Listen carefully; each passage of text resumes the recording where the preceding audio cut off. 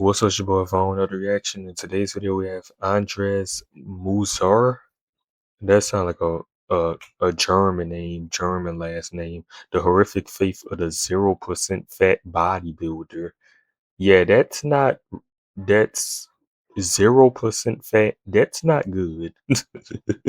You're not supposed to have 0% body fat, my nigga. Yeah, we gotta see. We gotta watch this. I don't know.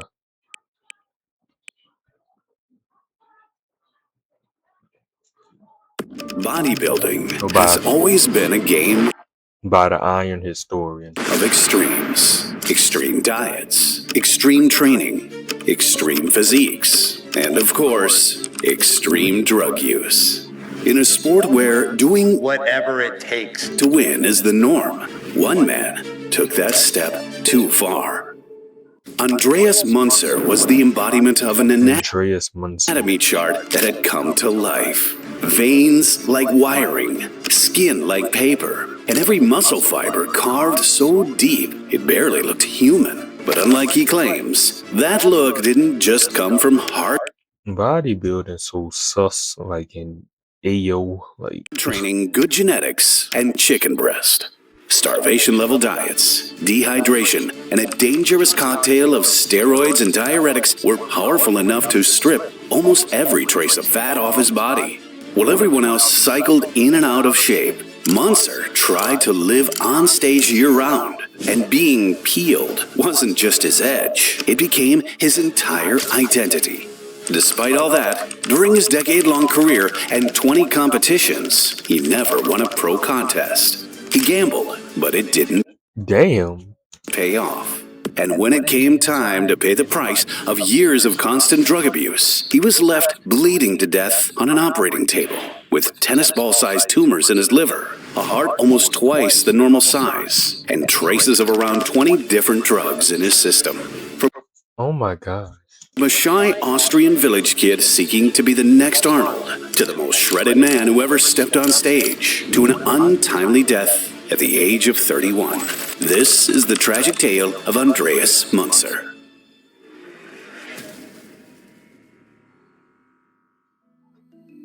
Born on October 25th, 1964, Andreas Munzer, or Andy as many would call him, grew up in Pack, Austria, less than 30 minutes from the birthplace of Arnold Schwarzenegger. His family were farmers who ran a dairy business that just about kept them afloat. They often described him as a shy boy, but also a hard worker who was always on hand to help with the family business. Andy played the trumpet in a local band and was fascinated by sports, soccer in the summer and skiing during the winter. He was a fast skier who'd even built jumps to constantly push himself. Sport, das war einfach sein Leben. Als kleiner Bub hat schon Sport gemacht und sie nicht auf Bodybuilding hin, aber Your ass should have stuck the soccer game. Fußball, wie halt die kleinen Buben sind. But his turn to bodybuilding came as a teen when he started a tool-making apprenticeship in a town 5 miles from home. Und dann irgendwann in der Lehrzeit hat er immer müssen auf dem Bus warten, ein paar Stunden. Und er ist nicht wie andere auf ein Bier gegangen, sondern er ist ins Fitnessstudio gegangen. As an Austrian kid who's into bodybuilding, you only have one instant role model to look up to. Arnold Schwarzenegger ist für mich schon ein Riesenvorbild. Und stellen Sie sich vor, von einem Jungen mit einer Trainingstasche nach Amerika zu gehen und da ein Superstar zu werden und gar nicht die Voraussetzungen zu haben. Diesen Ehrgeiz, diesen Trieb zu haben. Well, them white niggas love Arnold Schwarzenegger. Immer ständig hungrig zu sein und richtig arbeiten und alles richtig mit Volldampf zu machen. Das ist fantastisch. Both Austrians and both from the state of Styria, Andy started drawing parallels to Arnold and saw him as a template for greatness. He put on mass quickly and his family remembered.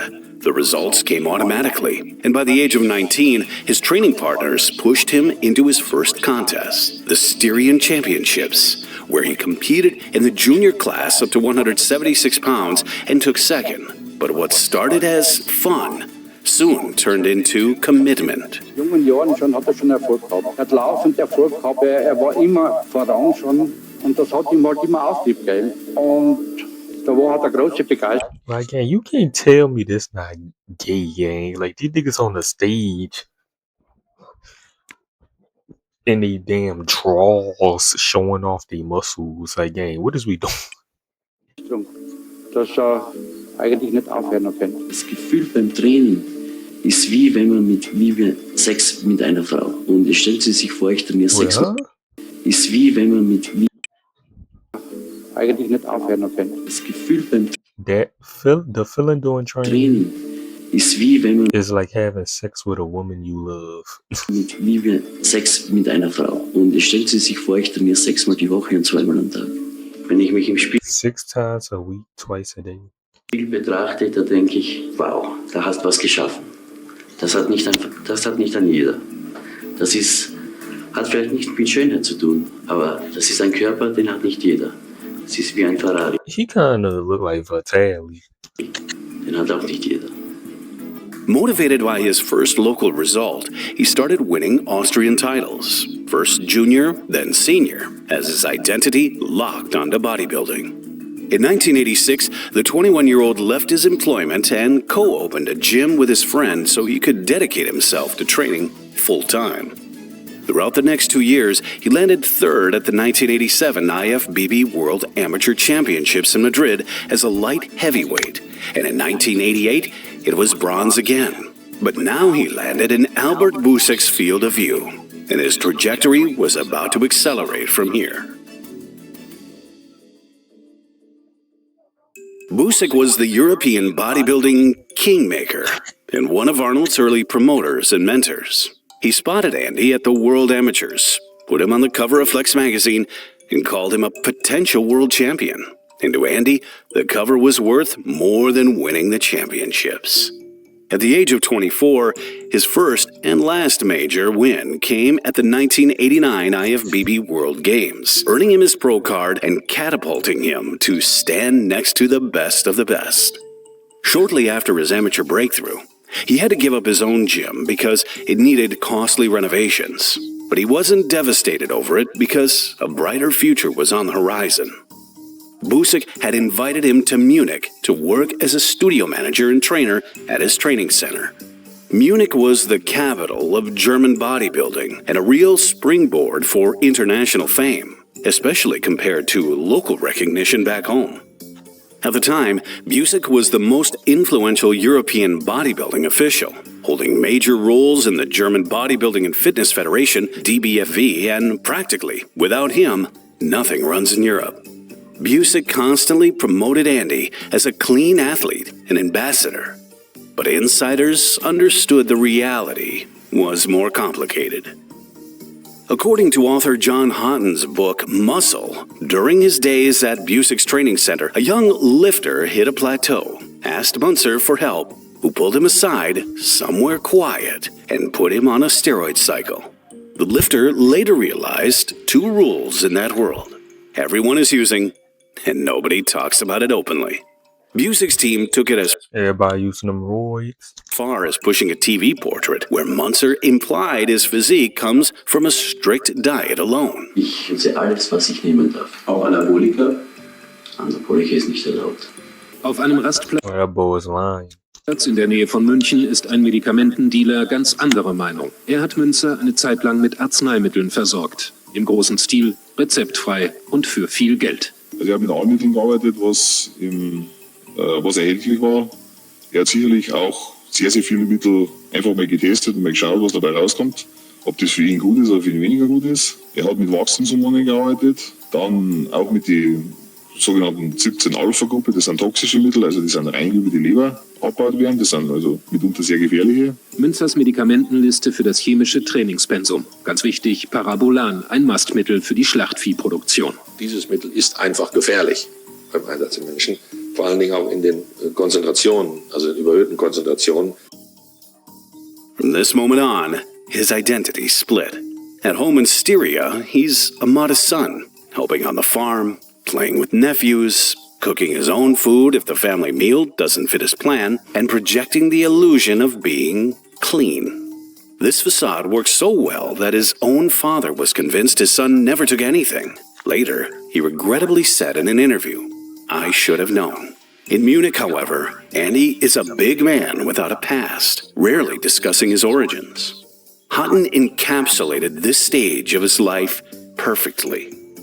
Andy had made the deal. He had no choice. In chess, there is a position called Zugzwang, a German term that means a compulsion to move, where you must make a move, even though that move will cause you to lose.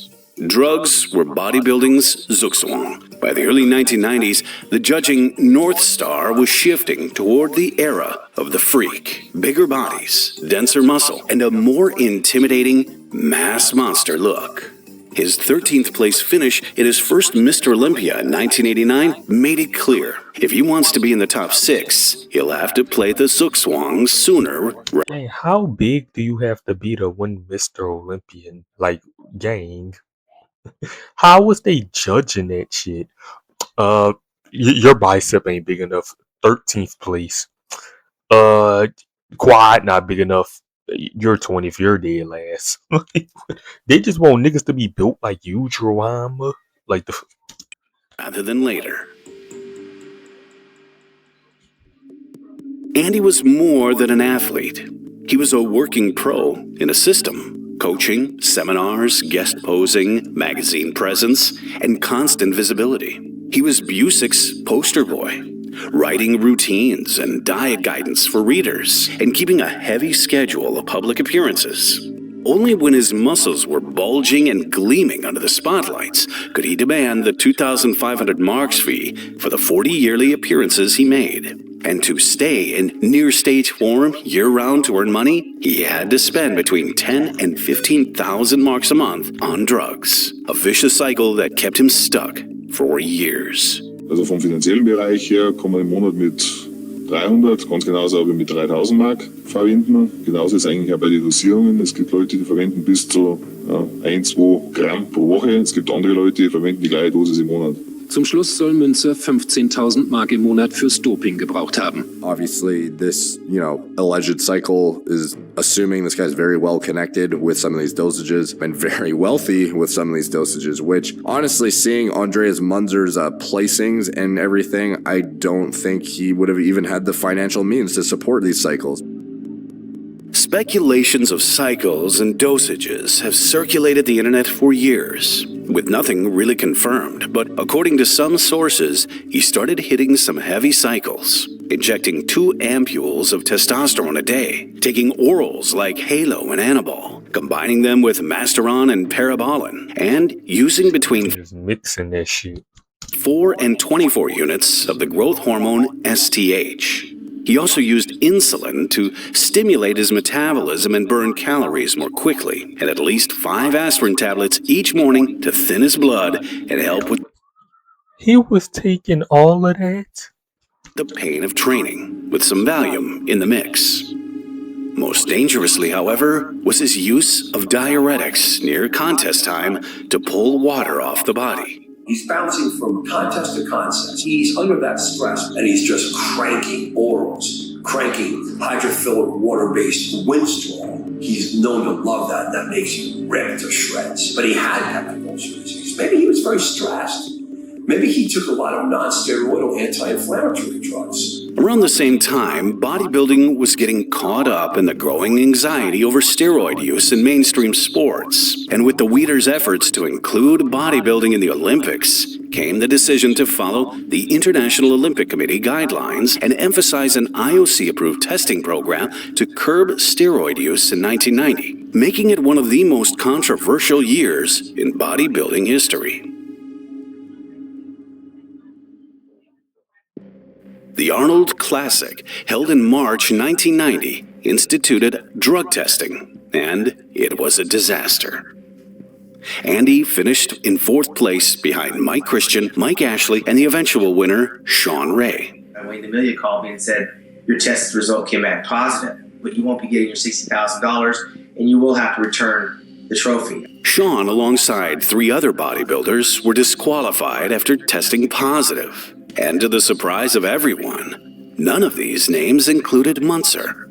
Multiple insiders have described a core problem. Testing always lagged behind what athletes were using, and the sport was already deep into chemical escalation, in addition to the lab's inability to keep up, which made the drug testing process lackluster to say the least. 1990 became an early career boost on paper. Andy was elevated one placing after Sean was stripped of the title, ending up third at the second most prestigious show in bodybuilding, with Mike Ashley, who claimed to be a lifetime natural, announced as the new winner.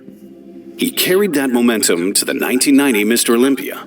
This time, the Olympia testing plan was designed specifically to avoid the Arnold Classic scenario. Samples were taken on Wednesday, with results coming out on Friday, so that everyone who competed on Saturday would have passed. 5 competitors failed the test right before the show, and once again, Andreas Munzer's name wasn't on the list. So the testing was ass, what he was trying to say. That's how he wasn't getting caught. All this steroid testing is no problem for me.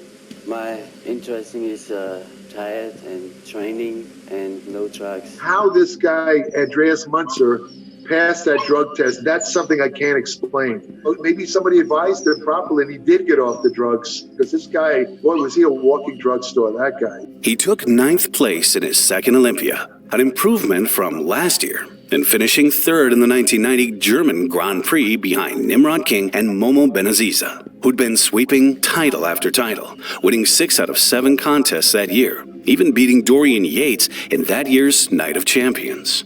Momo was another casualty of the freak era that plagued the 90s, and despite his death from heart failure about 7 hours after the 1992 Dutch Grand Prix at the age of 33, Andy didn't learn from that mistake and kept pushing his body to new extremes. By 1995, he had only 2 podium finishes to his name out of 18 contests.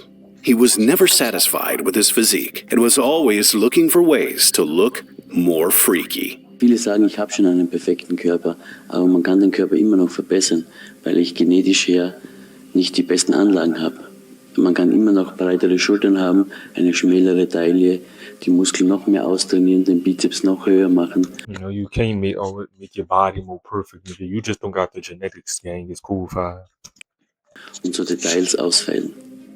Andy was elite, but not genetically built for the very top archetype of the 90s. He couldn't match Yates or Dredd for sheer size. He didn't have Lavroni's charisma. He couldn't beat Ray's symmetry or Flex Wheeler's lines, and the judges repeatedly criticized his somewhat wooden stage presentation. So even if he was winning the body battle, he was still losing points in the performance category. This set How though? I don't understand bodybuilding. up the central tension. What could he maximize that the giants can't easily copy? His dryness was his unique selling proposition, and he doubled down on that. Extreme drug use was only one part of the equation. His training and diet were just about as extreme as his stack. Diät im Hause Münzer. Nudeln, ungewürzte Pute und frisches Gemüse. Ein hartes Leben. Also in der Vorbereitung ist es schon so, dass ich wie ein menschlicher Computer vorgehe. Ich esse wirklich per Stunde genau, Programm abgewogen, alles. And I remember saying, Andreas, do you ever eat junk food or anything? And he says, oh yeah, he says, I go off my diet in between shows. He mentioned a type of cheese. I said, that's it? That's your off diet stuff? You don't eat ice cream or pizza? And he looked at me like I was crazy. He says, no. He says, never. He reportedly trained 6 days a week, 6 to 8 hours a day with high intensity, ate 8,000 calories a day during the off-season, and during contest prep, he'd cut water aggressively, claiming he sometimes drank only about a half a liter per day, in addition to using diuretics. This left him so dry on stage that his lips would constantly stick together, as measurements supposedly found only about an 8mm skin layer over the muscle. To really appreciate his muscle definition, you had to see him in person. Munzer was so muscular that just sitting there, I could see cuts all over his arms. I mean, he wasn't even flexing. I said, did you ever have your body fat measured? He said, yes. He told me it was 6%. 6%, he's way more shredded than most guys who claim they're 5% or 3%, yeah. And by late 1995, it was all about to catch up with him. John Houghton wrote, the stomach pains had begun some months before Andy went to Columbus, Ohio for the 1996 Arnold Classic. At first, it was just more pain, and pain was the currency of muscle. Andy paid it little heed. It dug in and nestled down with all the other pain, the agonies of training, the banal deprivations of dieting down. But it kept coming back, and its payload was different. A connoisseur of pain like Andy would soon have been able to tell. He would have been able to recognize it and rank it as something special in the pain game, something more exotic than the stuff All that nigga knew was pain, so that shit was an unknown. he usually bore. He began to mention it to friends at the gym. He tried some health cures that would strengthen his stomach lining. Perhaps if Andy had quit training then, if he'd turned away from withering deprivations of another round of competition and stopped juicing, he might have survived. Instead, the boy from Pack made himself ready to compete in front of the boy from Tall, his hero. Andy got granite hard and shrink-wrapped. There might have been bigger men on stage in Ohio, but there would be no one who was shredded quite like him. He was a walking, talking, anatomical textbook. He was curious and weirdly beautiful, an abstract set apart. Niggas clapping at buff niggas' physiques, clapping in the crowd. Number 13, Andreas Musar. After his 6th place at the Arnold Classic on the 2nd of March, Andy's mood remained low. "Man, why don't you laugh?" one of the German officials had said to him. "You're the best white guy behind 5 black guys." Andy was never going to laugh at that. Best white guy, best German speaker, all of the pain and deprivation, all of the gym seminars and pain-filled nights for those worthless epithets. Ich habe mir schon gedacht, dass ich vielleicht den 3. mache, aber ich habe das schon so oft Did all that and ain't even get 3rd place because them black niggas just more jacked than you. miterlebt und das ist eben so im Bodybuilding, wo Schiedsrichter richten. Andys Nachteil, er ist kein Amerikaner. His placing might not have been that impressive, but his effort surely was. Peter McGuff noted that Andy was doing full contest prep while in acute pain, saying it's remarkable he could show up full and super ripped while dealing with acute pain through prep. Shortly after the Arnold, he flew to Los Angeles for a photo shoot before entering the San Jose Pro Invitational, a popular stop-off after the Arnold. Kevin Levrone cleaned up again for his 2nd win in a week, while Andy struggled to 7th. While this was a minor show, suddenly Andy's best white guy, best German speaker tag was more tenuous. He was 31, and he was never going to be another Arnold after all.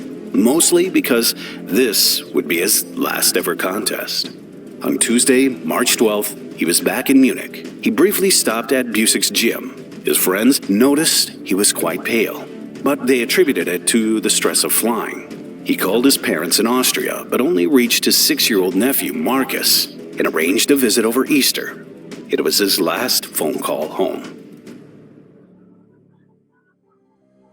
The following morning, the stomach pain came back, this time more intense and more serious. His bill had come in, and he was fairly sure that this time he couldn't meet it. The debt was too big. His abdomen was swelling, hard and distended. The situation turned urgent, and his fiancée called a doctor in. Turns out, what had been a stomach pain for months now revealed itself as a full-body emergency.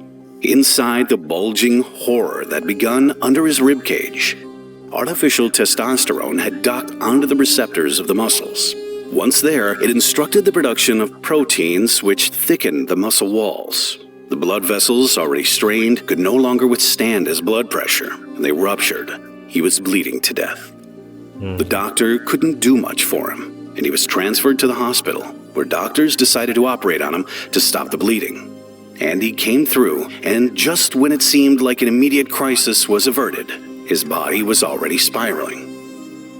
They wanted to transfuse blood right away. Right away, that's what we do. He denied it. His potassium levels were excessively high, and the dehydration from the diuretics he used in the days before his last competitions made the situation worse. His condition was too severe for a blood transfusion by this point.